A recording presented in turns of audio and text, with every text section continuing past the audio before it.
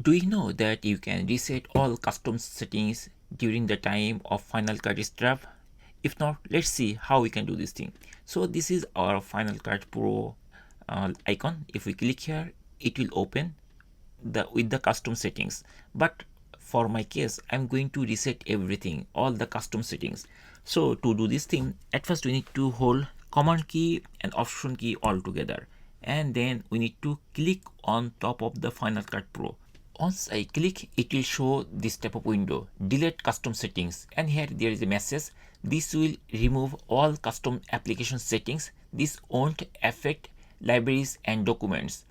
So you have two options. One is continue and there is delete. I'm going to delete everything so that I can start from the beginning and I can do all the settings by my own. So I'm going to click here, delete, and it will remove everything, and Final Cut Pro will start. Once Final Cut is opened, you will see like this. That means which is like factory default like thing.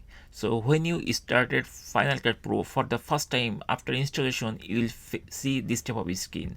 So now it comes back to that screen, and in this way we can easily delete all the custom settings in Final Cut Pro and we can start from the beginning.